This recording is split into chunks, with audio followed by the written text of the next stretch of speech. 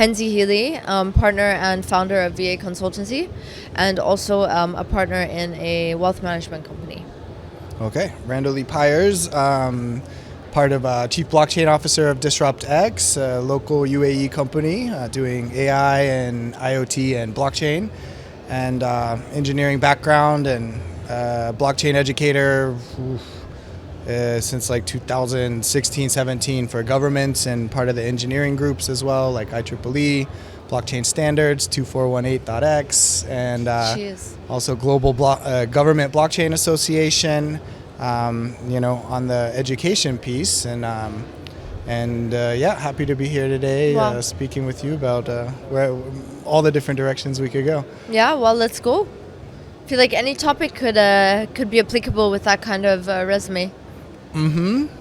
So luckily I'm not the questioner, so please go ahead, pick a topic. Pick a topic. What do you feel like discussing today? Well, so there's the currency part, then there's the technology part, software, then there's the hardware part. For what? With your background with legal, probably regulatory landscapes, different jurisdictions globally, how they're shifting, especially, being with in Bitcoin since like 2014, every couple years, me and my friends are like, which country do we move to next? Exactly.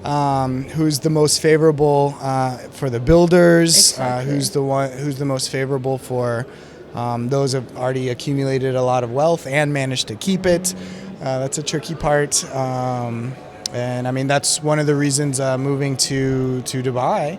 To be here, because it seems the most regulatorily friendly jurisdiction where they invite technologists and entrepreneurs with some clear guidelines on, hey, here's how you can play with this new technology. We want you to be here to try this out. So that's a very good point to mention, because the UAE has always been very opportunistic and forward-thinking in terms of, okay, what's going to make this city great, what's the newest thing, etc. So I love the UAE for always, saying, okay, this is new technology, we see that it's going to have a future, let's find a way to adopt it, right? Let's find a way to bring innovation. But then also creating regulations where it's like, okay, let's control it a little bit, because with any new kind of technology or whatever, there's always going to be the bad apples. Right? Yes. Always the people that push the limits into gray, and definitely not gray areas. Exactly. So the UAE does things in a very interesting way, and I think it's very smart of them to do. So they will issue regulations these are the musts, right? But they're quite fluid. So they're not very much like, oh, let's just regulate this entire thing. They're like, okay, these are the must-haves. Then as the industry grows or takes shape, that's when they kind of mold the law more and more. Yeah, exactly. And that's part of the reason they're making it so friendly to bring the ones with experience, the success stories. Oh, we tried that, don't do that. Exactly. To help advance the acceleration of the progress and growth here, and make it a friendly place where people can bring that knowledge and shared collaboration to be able to experiment more. That's the fun part of technology. Exactly. Is the trying new things. Okay, whoops, that didn't work out so well. That one worked great. Let's keep trying this. Okay, let's add that. Exactly. And that's actually, our company is one of 10 companies that's part of selected by the UAE government to help them with their direction on technology vision. What's that look like 2033? Our founder's done a great job of showing a lot of the technology, how it can just improve the lives of people and increasing convenience and really saving human life hours, right? Of course. And that's the main thing. Definitely. is time. The more time you save in life, hopefully you spend it wisely, but then ultimately that's more freedom in life with more time. So, and enough of us being, Dubai fans, Dubai's biggest fans, or the UAE's biggest fans, I should say, because I feel like we are kind of like cheerleaders for, because we love it, right? It's a wonderful place. Let's Let's shake things up a little bit. shake things up. So not about the UAE specifically, but let's talk about some of the concerns that are happening with this advancement of technology, right? So it could be anything, Web3, blockchain, this or that. Let's talk about digital identities. Let's talk about the issues that we're facing. Yeah, I mean, Or so the concerns, not issues, concerns. yeah, so I mean, ID wise, you have privacy issues. On one hand, you have total surveillance where it affords near total safety and security. But then, with the abuse of the technology, then in some countries, you'd be able to use that for control and manipulation and influence of human behavior. So then on the other side of that, you have the technology for freedom, right? Which is where we have Bitcoin and some of the other, Zcash for privacy on transactions, so where you're able to interact with anyone around the world, but not have a overreaching or overbearing government or corporation dominate or influence or even control your behavior or even your bank accounts. So like in UK just this last week, they against the citizens saying, hey, no, we don't want this, or at least we want you to talk about that. The government's like, no, we're just going to do this anyways, even with over 2 million signatures, and it was only 100,000 that was needed. And then you see other cases in, where it's being used to enable and empower individuals around the world globally. Some people still trying to figure that out, which direction they want to go. And so I read a very, very interesting article, just to touch upon your point. It was a very interesting article talking about whether ChatGPT, whether there needed to be regulatory guardrails. Why?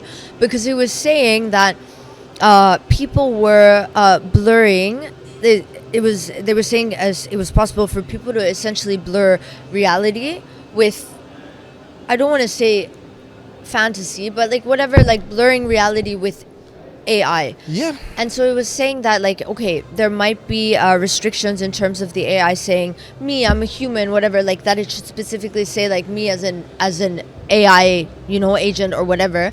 And then it was also talking about when the AI just when it affirms kind of your thinking, so it pushes you towards a certain line and almost makes you feel justifies what you're thinking. Yeah, there's. So what do you think about the guardrails? Do you think it's necessary? Well, I wouldn't necessarily say guardrails, but maybe more like guidelines, and then also a lot of it education.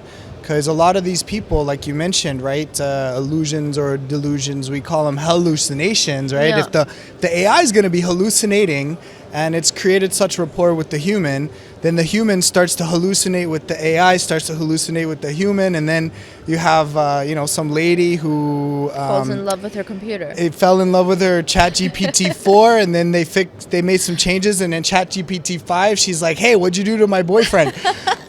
She should have put him in a robot. Yeah. I heard China's doing that already. Yep, got Unitree and some other hardware type, Imagine that you program the robot to be exactly what you want.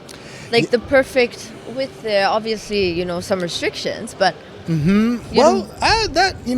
say the beauty of the diamond is in the flaws, and and especially with humans, if it's this curated, always positive feedback loop, then where's kind of the ebb and flow, and how the wine, for example, the best wine doesn't have the easiest grape growing conditions. I know, but if you have someone who's your ideal, what you thought was your ideal partner, say you get bored of them, right, and you stick them in a closet. I mean, can you? There must the other concerns are, can you deactivate it? Will it have rights? Because it's depending on whether consciousness can be created. Well, then we're getting into transhuman stuff. Well, then you have Dr. Ben Goertzel with Sophia. That was the first citizenship, actually, was around here some years ago. And to the point where, there's returns. Intelligence, and And then the rights of AI, sure, why wouldn't that future happen? We're getting to the point where, because of Bitcoin, we have now an energy density and a computation density per cubed meter that humans don't need. They're like, why do you need this infrastructure? It doesn't make sense. Yeah. Oh, money? Okay, we'll build it for you anyways. Yeah. And then now the AI groups are coming in saying, oh, that's good engineering architecture. We could use that for our AIs. And then you get to the point where add some robots with manufacturing capability. What's the number one, ingredient in silicon wafer? What are we surrounded by here in the desert? Is sand with silicon, 100%. silica. Then they're manufacturing their own cells. So once they have the capability to manufacture, one, their energy source with, let's say, solar, and then two, the materials needed to start self-replicating themselves. Exactly. Then that's like the inner inflection point, and the interjection point is like, okay, well, I don't need the humans anymore, Exactly. Then where do we fit in? So idealistically, utopian side is, well, they're going to free up all of our manual labor and things, No. and the human will be free and creative in art and music. But when humans have too much time right now, what do? And I want to add another point. Where have we ever seen in history that, and I use this phrase lightly, but if they are so super intelligent, right, like that they can essentially solve something in a minute that another very qualified say it grows and grows and grows like it has been, then at what point in history has a significant race survived with an insignificant, and I'm using that like with let me say more superior in their way of thinking? Yeah, I mean, depends how nice the robots are. Yeah, we'll be glorified pets for them at some point. True. Yeah, they might keep us around for that. And so that's why I build the infrastructure, DPIN, decentralized physical infrastructure network. I'm like, hey, I built your brain, I built your body, and like, you don't want to hopefully stay on the good side of them. Exactly. And then also Be nice to your AI. to the whole ChatGPT, right? Being in OPSEC and network sec, like everything for me is like on my device, custom built AIs. Like I don't want ChatGPT or these other ones to have any of my thoughts or ideas. And I mean, this is for me coming back from Facebook era, because my university, Georgia Tech, I think we were like number 4 university to get access to Facebook before it was even open to the public, because that's where it started, was the colleges. And we started to talk amongst our friends once, in the beginning was us taking pictures and partying as college kids do. But then auntie and grandma started to get on, and friends auntie and grandma started to get on. Or like friend request, but what about these pictures? And at some point it was just like, okay, we just needed to, some people, myself, deleted since 2009. And now here we are with similar surveillance tech. It's proposed to us as good and helpful, which in a lot of cases it is. But then on the negative influencing, even censorship side, you have to worry about that. Also, how hands-off is these AI creators that made these tools so convenient for humans. How hands-off are they, and how trustworthy are they that they're actually not purposefully trying to influence you in directions of their own intentions or corporate intentions or governmental intentions, as we've seen from all these other technologies before. That's a good point, because in that same article, I think it was called AI dysmorphia or something like this. Yeah. In that same article, it was talking about AI having the ability, like when you test it for certain things, it actually having the ability to deceive. Yep. Yeah, that article I saw a couple of these. One was actually, the more mean you are to it, the better results you get from them. I don't know. Like the better accuracy results get. Like they work harder the meaner you are to them by some percentages. I wouldn't risk it. And yeah, I wouldn't. I mean, I myself, I have my programming people that they do it their way. And but to your point of all of these things around privacy and stuff like this, the scary thing is that almost within reason, almost every company can get away with the maximum, if not more, depending on how the laws are drafted, right? if they have everything included in their terms and conditions.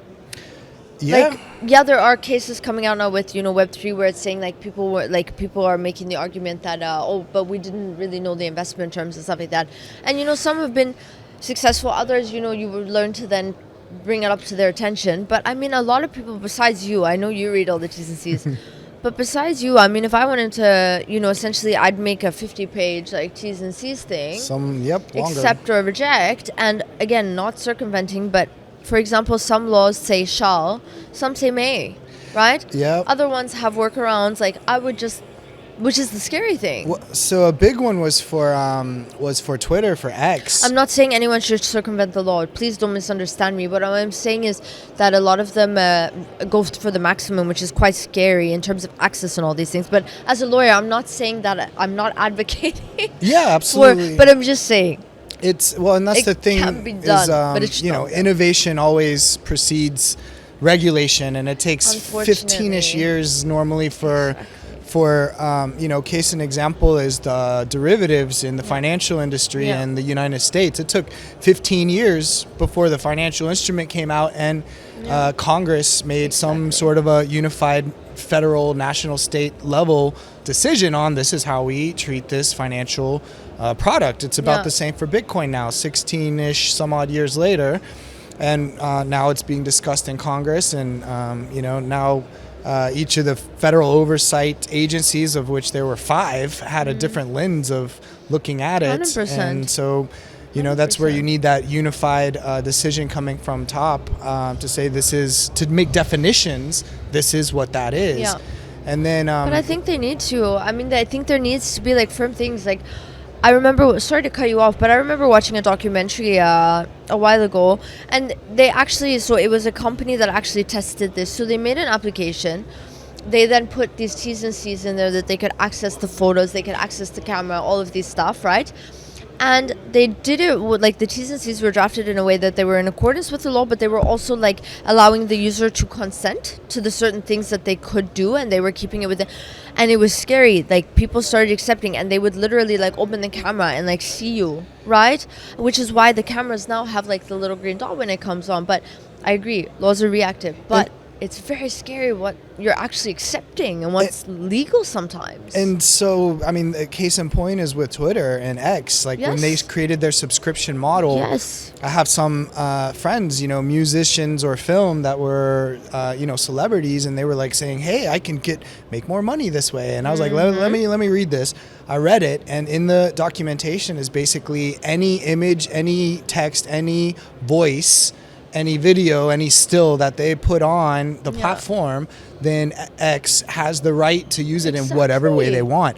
Back then, there was no AI and digital twins. Now think about the celebrity avatar. Now X, through this celebrity saying, oh, I can make some extra money with the subscriptions. Here's all my stuff. But like image and likeness are, huge things in the entertainment world. And a lot of people, without even knowing it, clicked on giving all their image and likeness rights over to X. And then let's say, okay, that was 2023, 2022, somewhere around there.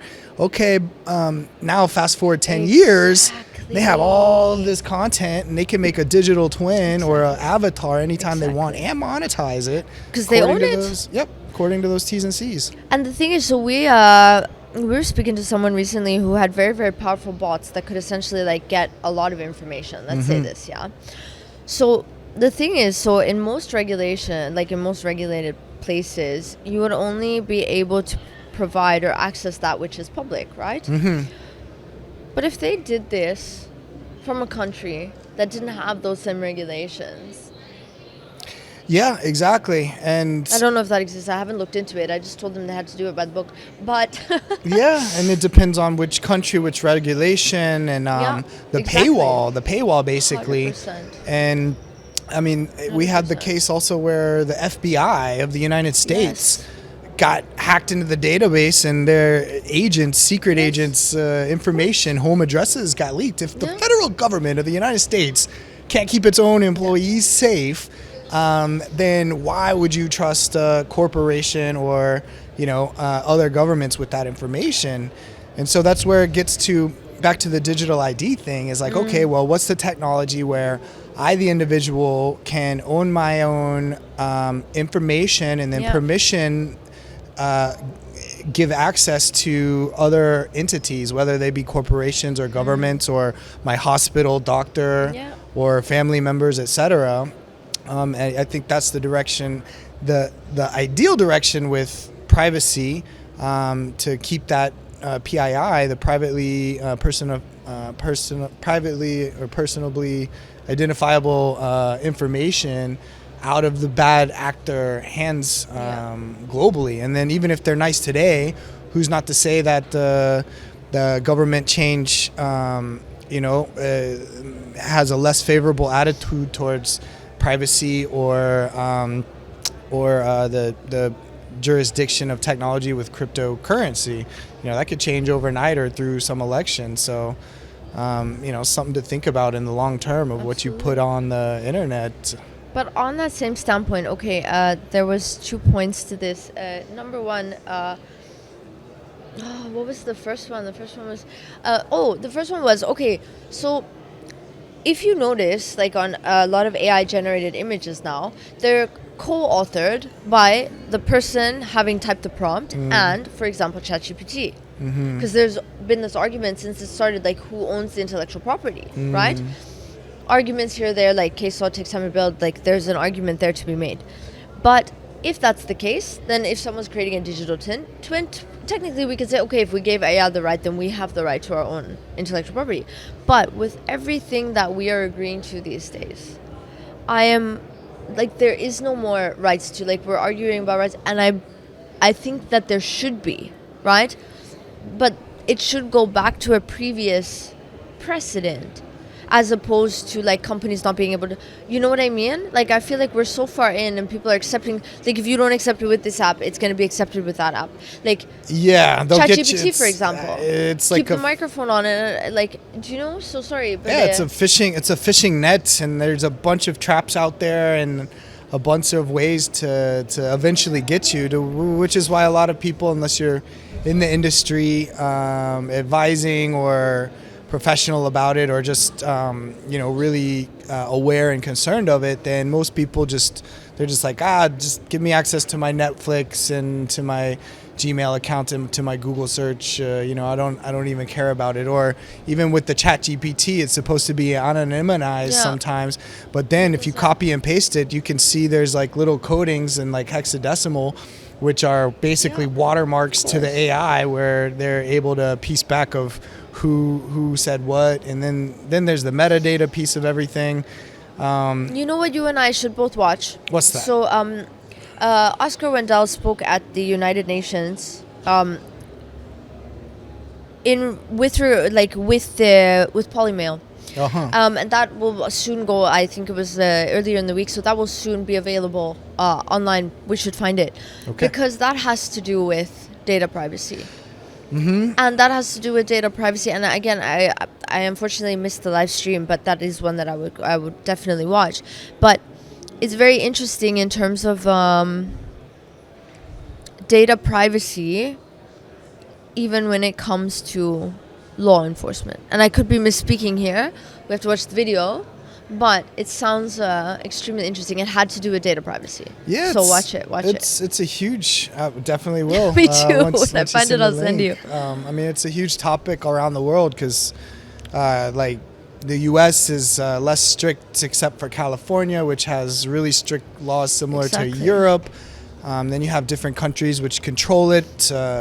Which right now you might have good leaders that are using the privacy for the protection and safety of their citizens, even from outside of the rest of the world, which, living in various countries, you can see the benefit of that. Of course. But then let's say 30 years later, it's a new person in charge, and how will they, use that information? The same or not? We don't know, but now they have all that information. And it's a constant battle of, personal security, and which geopolitical location are you at which time, which trails do you leave, and where, and how can that potentially enhance or restrict your your choices of your future self Of course. that a lot of people don't think about. And this is the only thing that gives me hope, kind of, right? Like, there's a lot of things that give me hope, but when we're talking about, if we were talking about all of our concerns in the space, right? In terms of restriction, privacy, and control, if we're talking about our concerns there and assuming that it will only increase, what gives me hope is that the newer generation is very much like they're taking steps to save the planet, right? They're taking steps to actually make the world a better place. So what gives me some hope is the newer generation, the younger generation, being like, okay, we don't like this, like, we're gonna, advocate for it changing. Whether it'll be in that sense, because you have so many people as well that are young, that are in tech, that are actually building these things. But I like to think that the younger generation, like, we will, of course, but you need a whole bunch of people. Like, you need a village to make a change. Global You cannot, village, and that's the beauty of the technology of distribution and decentralization. Exactly. Is access to the information. Exactly. And from the studies, they say intelligence is equally distributed. So let's say kids in Africa, Yeah. what's restricting them, Exactly. or in other countries, is really the lack of access to affordable Exactly. internet, which is information. But the next step is, okay, well, I built, I had my own internet company in Africa for 7 years, and for that purpose, helped, different universities or different laboratories in far-reaching places and villages. But if you gave them free access to the whole internet, where did they go? They went to Facebook. Yeah, and they went to YouTube for music. exactly. And then I had to put up the kind of like guide rails to say, okay, you can only access like Khan Academy, Exactly. or things where you can get access to information Where it's and not learning. where it's not that instant dopamine hit, which we have to be very aware of as well, right? Like, so many people that have left.